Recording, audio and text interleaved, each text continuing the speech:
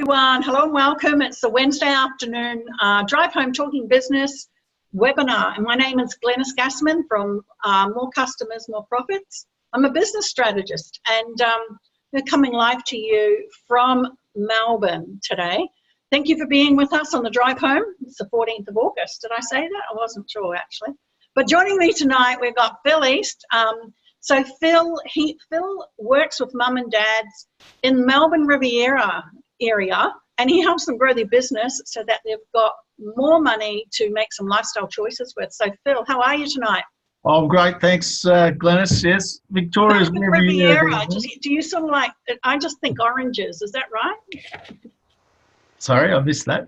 I'm thinking oranges, you know, with the Melbourne Riviera country, I'm just thinking lots of luscious oranges and citrus on the trees. Is that what I'm envisaging here? We're all about the seaside, the beach, a bit of wilderness. Yes. Okay, got it. Awesome. Thanks for joining us, Phil. And we've also got our special guest tonight, Josie Ludwig from Solpoint. And Josie she works with businesses to provide them with a flexible, scalable accounts team for if you don't have anyone that's looking after your finance needs and accounting needs. So how are you tonight, Josie? I'm great. Thanks, Glenis. Thanks for joining us. Thanks for joining us. And tonight's topics is numbers. You know, why do you have to focus on your numbers as much as your activity in your business? And when we're talking numbers, we're talking like sales, cost of sales, overheads, and wages. And so before you switch off completely altogether tonight, because numbers is boring to you, I want to actually get to the heart of why numbers are so important. So, you know, why are we doing these drive homes? You know, the drive homes on a Wednesday afternoon is because we want to showcase some experts in their fields. And Josie and Phil are experts in their fields. As you know, business is a big beast, and there's so many parts of it to sort of get a grip on as a small business owner. Keeping your eye on everything really is a mammoth task. So as part of the Referrals Over Breakfast networking group, we want to share all of our knowledge with all the networks around with people that really know their stuff and to help you simplify your mission as a small business owner. And that's why we've got Josie on board tonight. And for those who know me, you know I'm passionate about numbers. They're not boring to me because I'm a former accountant, you know, and so they're not boring. But what I do now is I work with people primarily on business strategies, but typically that's all about generating leads to generate profits. And when we get a lead in and we create some revenue, then we've got to get some profits in. But along that journey, there's many twists and turns.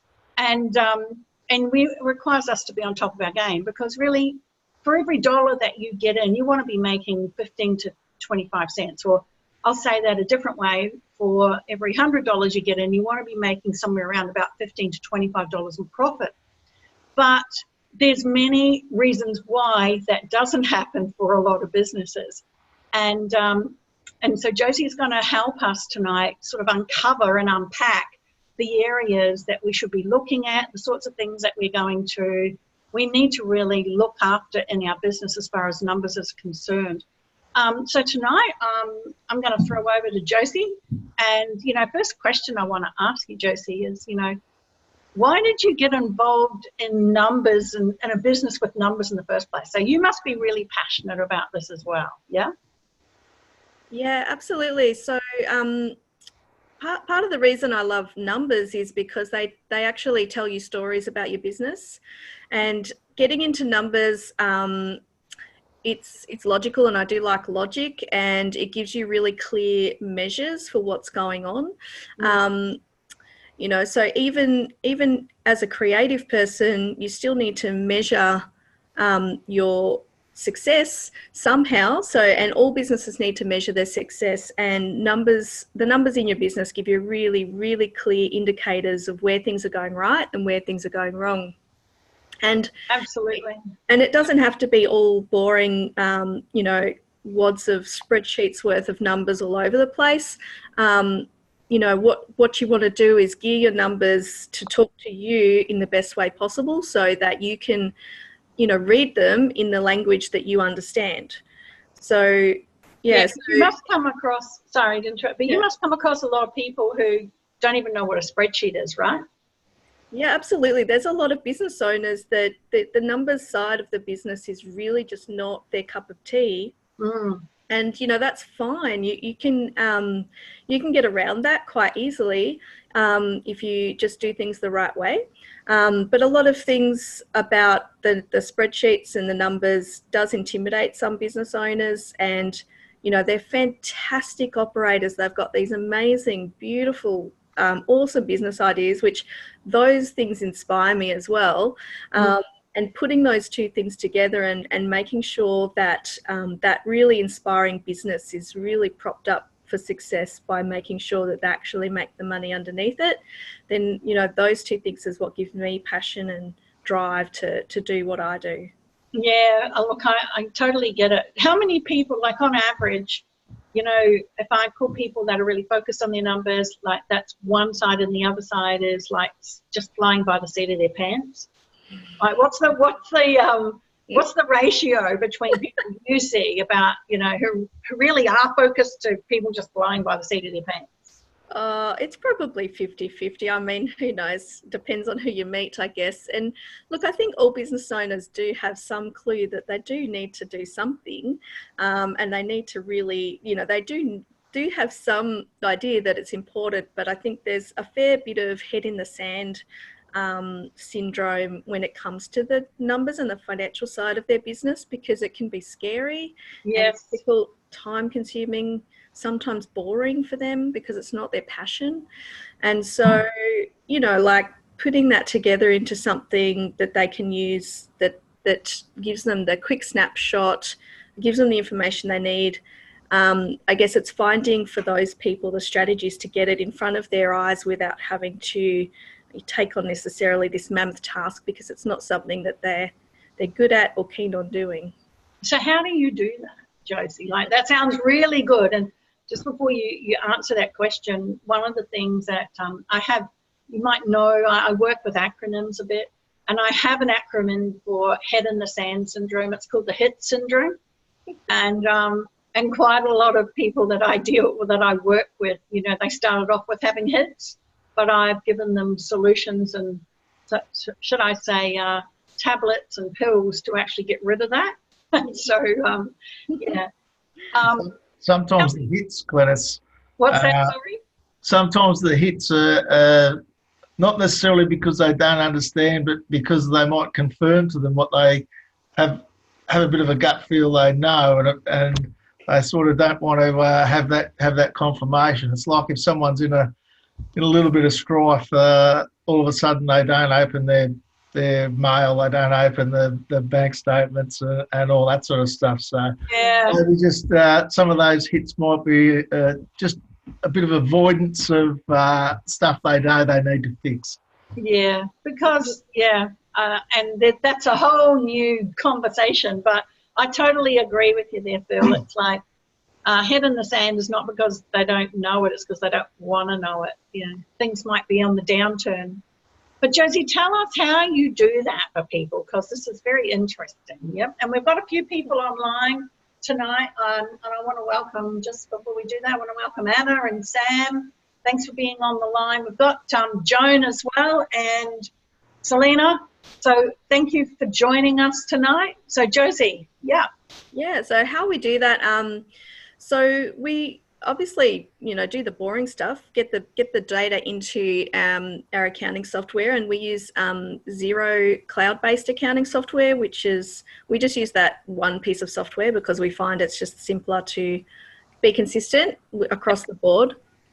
And that data gets put in various ways with cooperation from the client, or we take on board as much as they want us to. So we try to work with the client to create services where we're covering off on the areas that they really don't want to do, can't do, but potentially sometimes giving them control of areas they should be in control of, and designing that service around what they need and their level of capabilities or requirements. Yeah.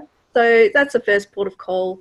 And designing the processes and systems around all of that to make sure things go in consistently, because there's no point in putting data into something, and then when it spits out the other side, it actually comes out in all different places and you actually can't interpret it. So it's about getting it in the right way so that when it comes out, yeah, you can read it and it's useful. So designing that for each business is a really key part of making sure you can use the data. And then taking that and making sure we interpret that into reports or different, and not even just the whole big picture report, sometimes breaking down into small manageable pieces. So you might need to just see a particular report on some sales to be able to track and manage that particular thing. Yeah. You know, and or you might need to really concentrate on your wage cost, because your wage cost is really key to your success, or your cost, the cost of the sale, the product. Yeah, so if you're going to make a product, how much that costs you, you might want to really closely monitor some specific areas. And with that, those reports, we try to create them. We've got several different ways. Sometimes we might do them manually in Excel, but we have got other software that we can bring it into and create more visual reports and give people graphs, with quite good for creating trends and seeing things over a longer period of time, and where you're going to expect, you know, if you're looking back at 12 months and you see dips and troughs in your data, then that obviously translates to potentially in the future you might see dips in those particular places. So it gives you that heads up, well, I might need to do something to lift that dip up. You know, I might need to come and talk to Glenis and Phil and get a strategy. That's right. Yeah, so build that up again. Yeah, absolutely. Strategy to get my marketing to fill this gap. What's going on here? What's causing that gap? How do I fix that? Yeah. So to me, what happens is you present the data and you pull it all together in a certain way that gives you the information on, you know, those things you need to flag and deal with operationally. So it's really translating into, what do I do in my business operationally to fix that problem or prop it up or make it better or whatever it is that I have to do. Yeah, and you've been very successful in doing that, and because, you know, you've scaled up a great business, and now you have a team of people that really look after specific areas for business owners. Tell us a little bit more about that.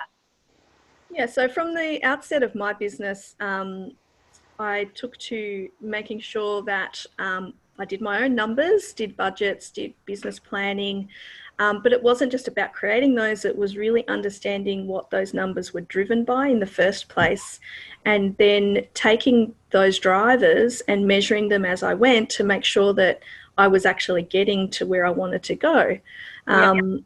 And so making sure of those things meant that if it wasn't working, I could then make decisions to change or adapt to those areas.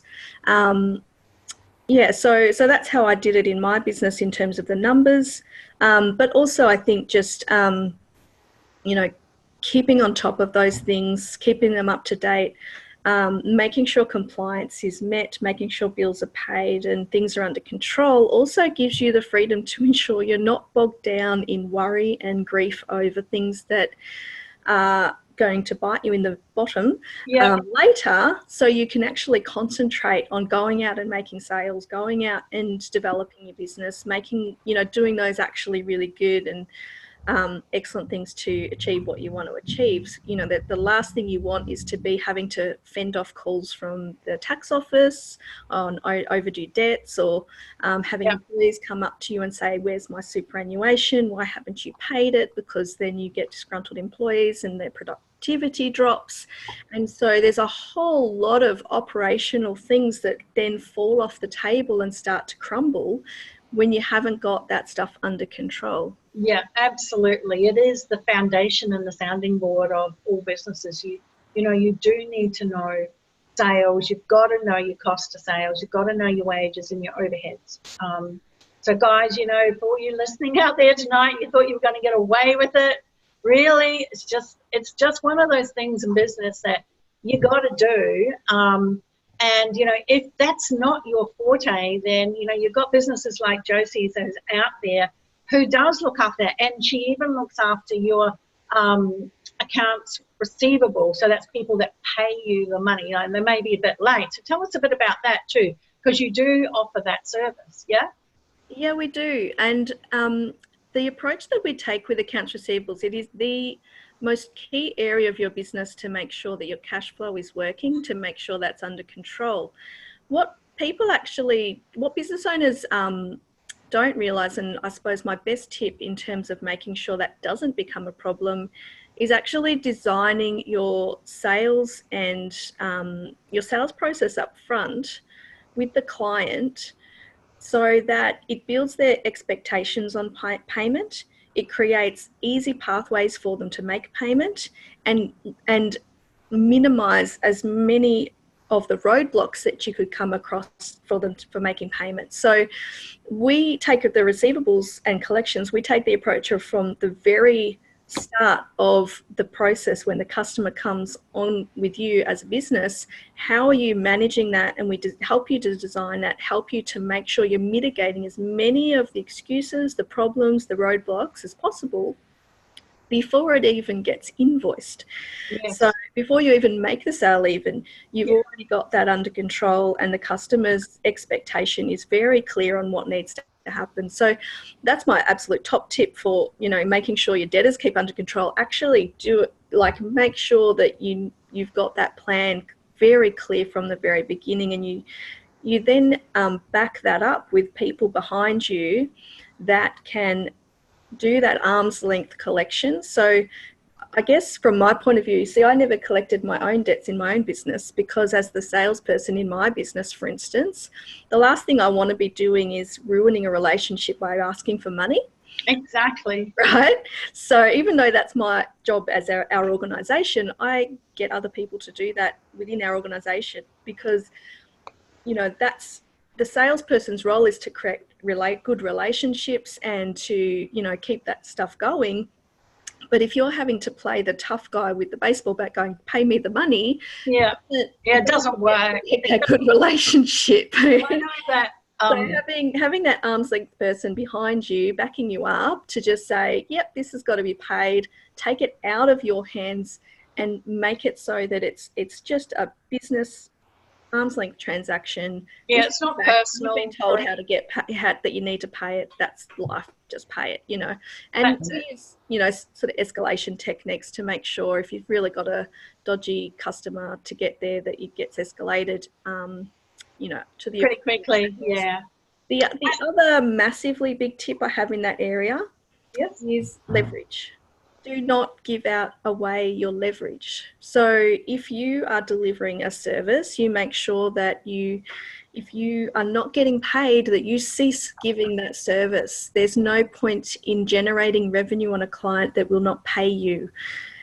I've seen stories, had clients where I've had to turn them around where they just keep providing the services in that they're getting the sale, they're getting the revenue, but they haven't paid for 9 months. It's not really going to, at the end of the day, what's going to happen when you have to write that off? You didn't make that money at all. Exactly, because it's purely just, it's an invoice, and we all know that cash is king in a business.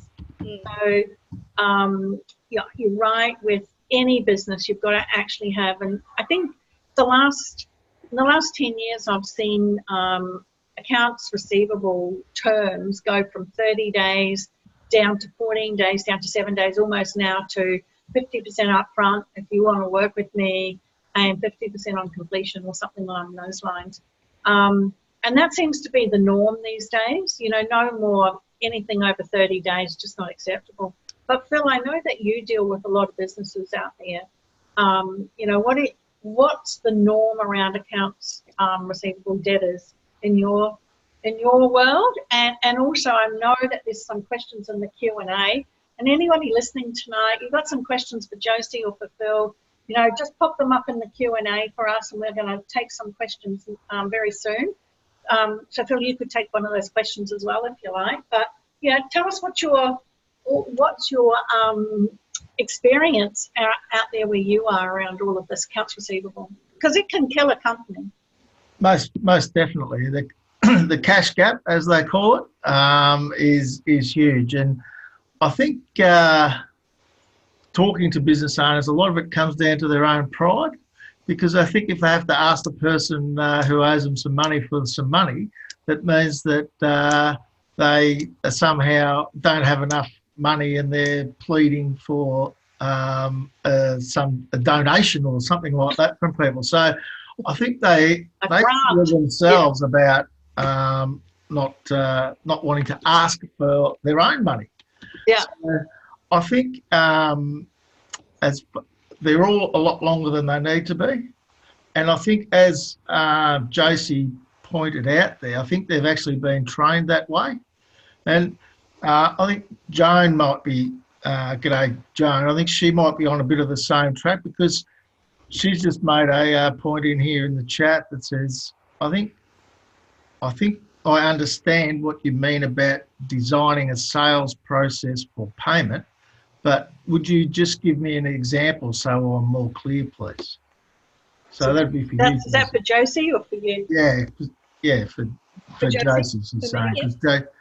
Yeah, sure. So an example of that would be when, say you've got a service contract that you're signing up a new client to provide a project, and upfront within that contract, yes, you're providing the scope of the services, you're providing the price for those services, but what you should also be doing is actually clarifying the payment terms and the payment expectation within that. So for instance, if it's a longer term contract, you might want to specify some upfront and monthly payments ongoing until the end of the contract, where they can just then finalise the last piece. If it's a shorter term contract, the expectation might be 50-50 or, 50-25-25. Yeah.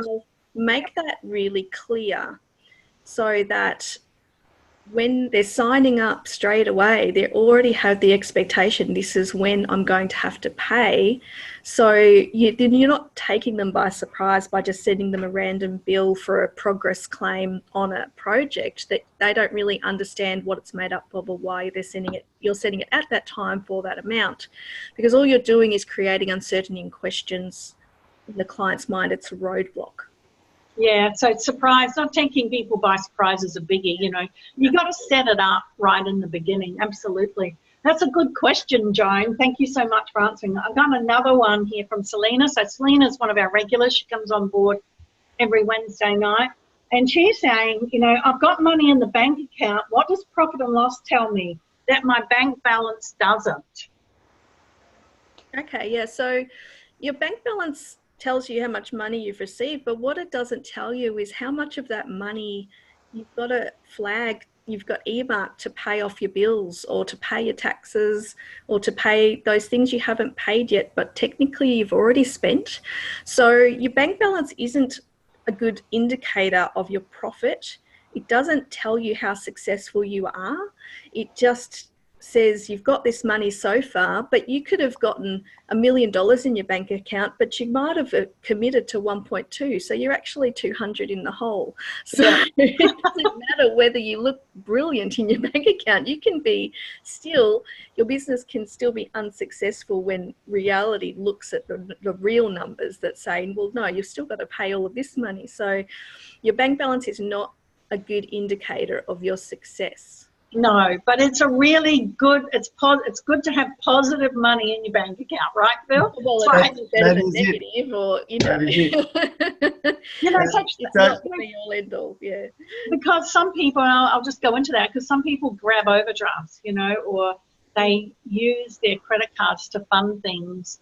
And, that's a little bit of it's a bit of a buffer for people who, of course, everybody needs a little bit of cash flow for trading. You need trading cash flow, right? But do you know what your trading cash flow is?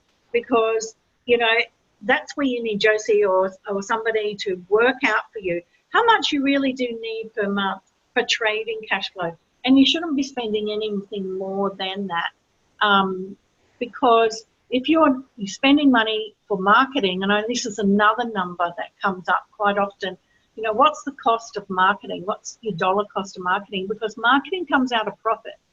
So you got to make profit to spend on marketing. And Richard Branson says it's always a multiplier of 3. So, you know, if you spend $1 on any form of marketing, you need $3 in profit back. And I'm talking profit back, not turnover, not revenue. So, you know, not a lot of people actually do measure that. Do you measure that, Josie? Do you actually have a look at, do you segregate marketing costs and have a look at, and do you advise people you look after, look, you're spending too much on marketing, you're not getting a return or anything like that? Do you do that level of analysis? Yes, we do. So we do a lot of work with management accounting reporting, it's called in the biz. Yep. But basically what that means is that we are pulling out key indicators. So they're key measurements around your business, and these aren't all the same for every single business, but where we'll get to understand, okay, so this particular type of cost should be a percentage of your revenue, and Yep. that helps to measure whether you're on track with that. So you take out these different categories of data that are relevant to your business and how those pieces of data are tracking against your sales, or how your cost is tracking against your sales, marketing, wage costs, different areas, and different businesses have really, you know, some unique things that need to be looked at that can tell them whether they're doing okay in that way, in that area, whether they're spending enough, not enough, whether they could do more. So, you know, we've said to some clients, look, you could really be spending a lot more on marketing to really boost your sales here, because you've got the leeway to do that, you know. Yeah. And this is probably what we'd recommend as a starting point. So, because you know, some business owners aren't quite sure, how much should I spend, what's really appropriate for my business. That's right, because I know Chris Dobbins on the line, but he's muted, so he can't talk to us. He's just waving, but he's driving home, which is really great. But you know, one of the questions that Chris asked in his business, and we're going to hear more from Chris next week, because we're highlighting Chris and his expert status around social media marketing. But, you know, one of the questions that Chris asks is, you know, so what's your budget? And most people don't know what they've got to budget for marketing, right? So this is where we need, you know, you need your numbers updated. You need your numbers updated every month. You need to know what sort of profits you're making. You need to understand what it is that where can you spend some profits on these sorts of things. So, yeah, have you got anything you want to add to that, Phil?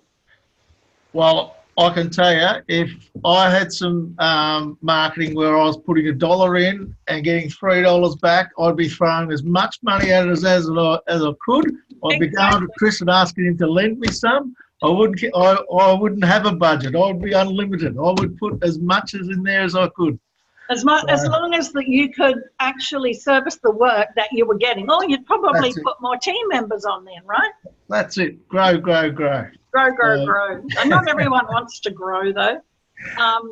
Sorry, just before you go on to the next thing, I just wanted to go back to something that Josie mentioned earlier, and I've put down a couple of notes here. And there's been a few things that have been spoken about, which I notice people get a bit confused about. And sometimes when people are talking, it's the language of numbers. And I think the language of numbers people could get confused about as well. And early on in the conversation, Josie, you mentioned about talking about numbers to people in a way they understand or in their own type of language. I mean, we've had stuff like sales, margins, expenses, markup, debtors, creditors, wages, benchmarks, ratios, cost of sales, trends, seasonality, sales processes, measure, like all these terms that are coming up. Even Glenis said before, as revenue and turnover, and you know, people can think they're different, but they're the same. So how do you communicate with people about the numbers? Yeah, so I mean, some of the work that we do is a little bit educational as well, because some things business owners are completely new to, and they need to, you know, there's some pieces of financial language that are really important for a business owner to learn, but we don't try to get too deep into that. But some of the things when I say about communicating is about turning those words into just numbers and visual representations of their business. So rather than it being numbers, it doesn't have to be. It can be visual representations and different, categories. So we categorize all the data, and the data that's categorized has names that are relevant to that business. So if I had a hotel, I'd be talking about their particular departments within their hotel, their housekeeping, their hotel, like the room hire and things like that. So we would talk to them more specifically on the really individual parts of their business and say, well, with this room hire or with this housekeeping, for instance, for a hotel, well, that's really heavy with how much it costs you to pay your staff to do that work. So we need to make sure that we keep that within a reasonable level so that you know that you're not overspending in that area. And so none of the language is necessarily technical when we talk to clients, and you're just talking about their business specifically and they can generally understand that, but also representing that visually. And also changing it from them reading the data themselves to actually having a meeting and talking to them, because some people take things in a lot better by hearing what's going on and by chatting and nutting it out with someone. Some people like to look at the visuals and go through that, and that's what appeals to them. That's what communicates well to them. Graphs. We love graphs. Graphs. We love graphs. And Who doesn't love a pie chart? Just throw those graphs all over everything. I think it's the word pie that I love about them. Yeah. So, and just picking out key numbers, like one number rather than a big range of numbers that people are lost in. Just pick out the really important ones, and the categories and the words that we use are generally just relating directly to their business, so they can be very variable. So there's one word in numbers that I dislike, and that is budget, because all budget tells me is what I'm not allowed to spend. Oh, right. When people say budget, I think negative, negative, negative. Oh. Now, a budget is really just a plan, isn't it? Yep. And everyone needs a plan. Yeah. So a budget is only a reflection of what people plan to do. Would that be right? Rather than a negative, bad thing to happen? Yeah. Yeah, budget is a pretty ugly word, I must say. It doesn't give people a lot of joy.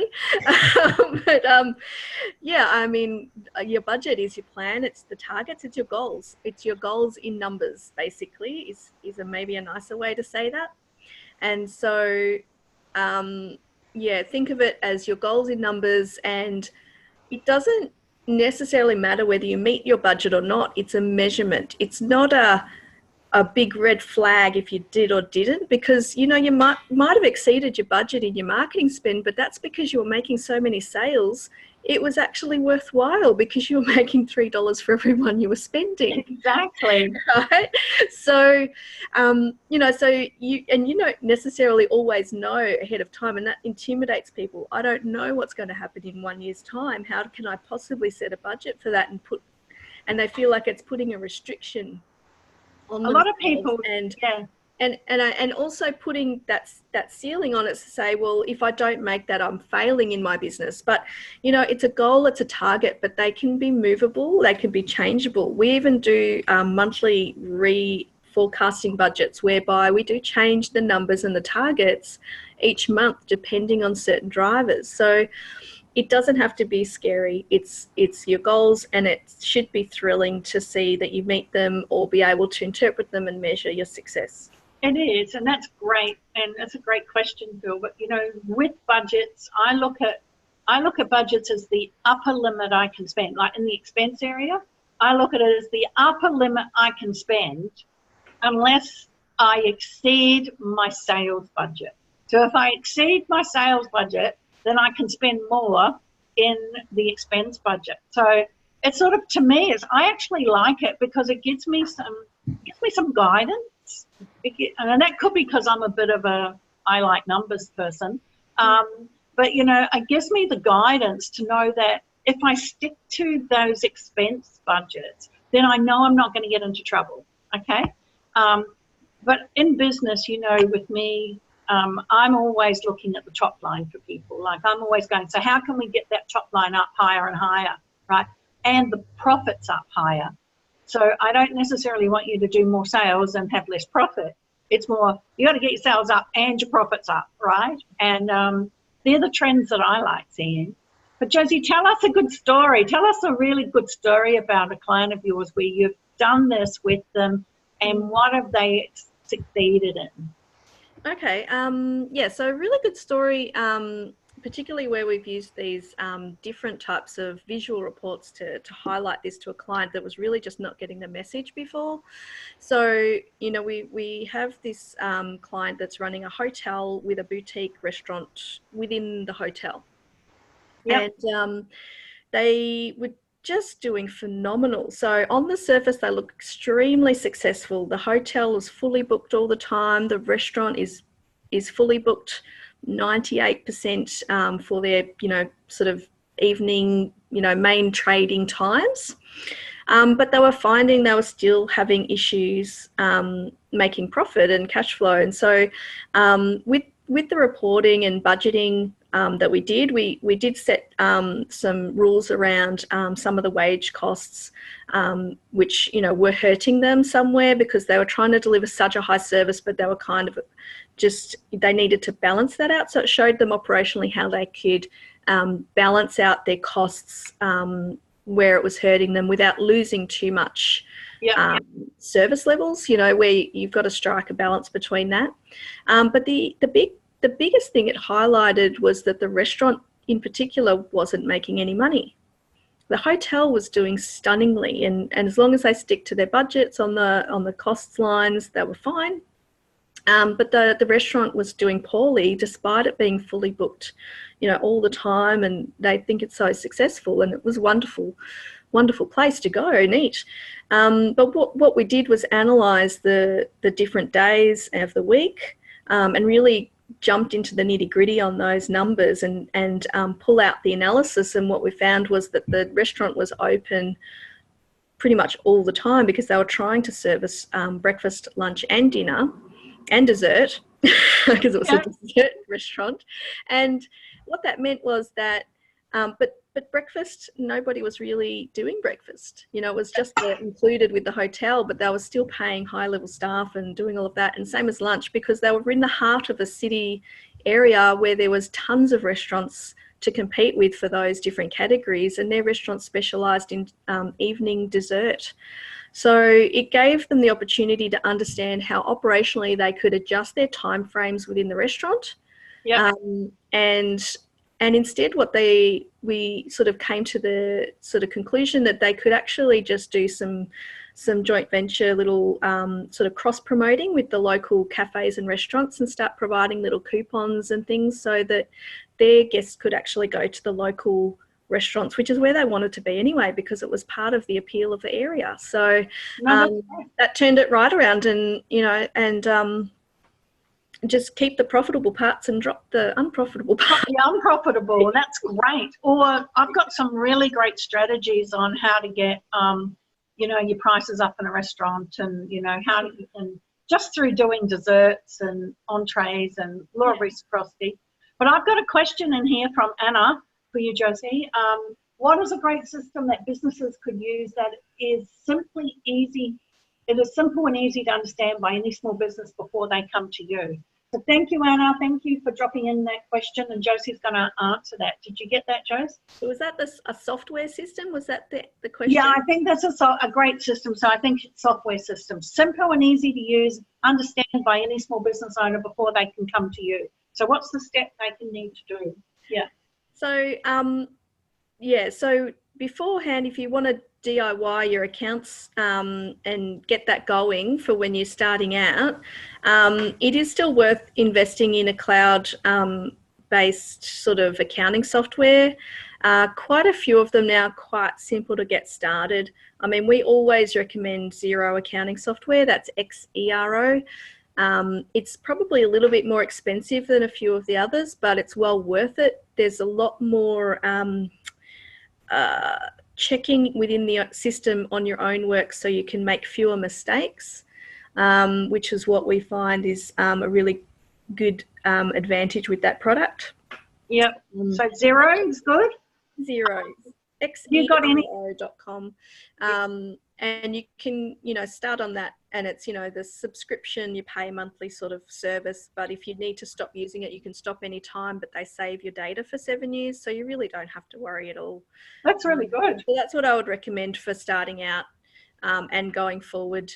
We use that software on even large enterprises, so it's suitable for a fair range of businesses. Pretty robust. That's really good. Now, Anna says, great, thanks. That's awesome. So, Phil, have you got another? I know there's another couple of questions in there before we wrap up tonight. There's something in there from you? I can't see any. Okay. I think there was something in there from, I think it was Aaron. Aaron's asking a question about, he's been doing his DIY accounts. He manages it okay. He doesn't run on a budget. Is that all right? Like, he's making profit. He's saying he's making profit. Good on you, Aaron. He's making profit. He doesn't have a budget. Should he have a budget? Why does he need a budget? Is this for me or Phil? You, Josie. Oh, for me, sorry. Yeah, so look, you can run a business without a budget. A budget is probably for when you really want to meet some goals. So if you're starting your business and you kind of just letting it go, I mean, people do it that way, that's fine. That's a way to go about business, and if it's working, it's working. But what a budget does for you is says, I actually want to reach for a goal. Here's my target. Did I get there or not? Because if you didn't set that goal in the first place, how would you measure whether you got there or not? Yeah. So and it also says, you go, well, I actually don't want to spend any more than 20% of my sales on this particular type of expense. And if you're looking at that budget month by month, you can check to make sure that you keep under that, so you're not overspending somewhere you don't want to, that's not really giving you that much benefit in the business. Particularly as you scale up, if you start to hire managers and have a larger team, you start to get to the point where you might actually pass some of the, responsibility to a staff member. You want to make sure that you are really clear about how much that you want them to spend, absolutely. That's another area it becomes really important. But even for your own self-discipline and measuring and tracking is really helpful to be able to reach your goals rather than just randomly hoping you get there. Yeah, good. That's a good question. And Aaron has got, yes, he's okay with that. That's just great. So, Phil, have you got any final questions or any wrap up before I wrap up finally for tonight and we shut down the drive home? Well, I think the key message that I've got out of it is I need to focus on my numbers, because what I focus on improves. And the word measures come up. So for me, the numbers are like my scoreboard. So I might be tuning in to watch the Ashes tonight. I'm going to get the score update every ball. I'm going to know exactly what's going on in that game, and it makes the game more interesting. If I go to the footy, I'm going to know exactly what the score is all the time. It wouldn't be too much fun if I got there at the end of the game and they said, now, we'll just update you in 2 weeks. We'll update you and give you the result, and we'll go back and rehash it all. Need to know what the score is all the time, so it's more fun. Yeah, good. Numbers are fun. I love it. I love that correlation. That's great, Phil. That's a great analogy. I love that. I love it too. So recapping, we've just been talking with Josie from Solpoint tonight and Phil East from Profit Improvers, and we've been talking numbers, and we're talking about the types of numbers that you need to measure as a small business owner to help you achieve the goals that you want to achieve. And those sorts of numbers are things like sales, cost of sales, your wages, your overheads. But also we want you to have a look at doing a budget. And budget's a good thing. Budget's going to help you stay in the red. It's not going to have you be in the hole. As Josie said, we don't want you to be in the hole. So that's what we all learned tonight. Josie, you're a wealth of information around for small businesses, around, helping them get on board, get a system, you know, using Xero to actually help them get digital, getting reports out that are meaningful to help them grow their business. And also you help people ensure that they get paid for what they do, because cash is king in a business, right? If you haven't got cash, you can't do much. So I want to thank you. Yeah, I want to thank you for being on the show tonight. I want to thank Phil, our resident panelist tonight, for bringing and sharing his knowledge and wisdom around numbers, and then actually sharing with us his analogy about how numbers are fun. I love it, Phil. And also referrals over breakfast for hosting this event, and the RoB Academy. If you don't know what the RoB Academy is, it's an academy which has got lots of knowledge around business to help you grow your business and scale up. And so if you want to know anything about that, just go on to referralsoverbreakfast.com and have a look at that. But also you can join us on our public Facebook group, and you can hear all the latest goss and meet some more people in business. So next week, I know we're going to be wrapping up because it's just after 6 o'clock now. Next week, we're going to be talking with Chris Dobbin. Chris is a social media expert, I would say he is. And he's going to have all the latest goss on, I believe, you know, LinkedIn, Facebook, Instagram, all the little the things that we need to know in business of where to put our marketing dollars to get 3 times, okay? So this is Glenis Gassmann from More Customers, More Profits, and I'm wishing you all a great week in business, and we'll hear from you again on the drive home. Phil, you got any last words of wisdom to say? And Josie? Oh, just keep striving and measuring and just doing amazing businesses. Fantastic. You're all fantastic and you're doing a great job. Great, thanks Josie. What about you, Phil? Put up a scoreboard. Put up a scoreboard in your business. Put one up with your favourite numbers and keep a track of them. Fantastic. Awesome. All right, everyone. Have a great week, and we'll talk to you again next week. Awesome. Bye. Bye-bye.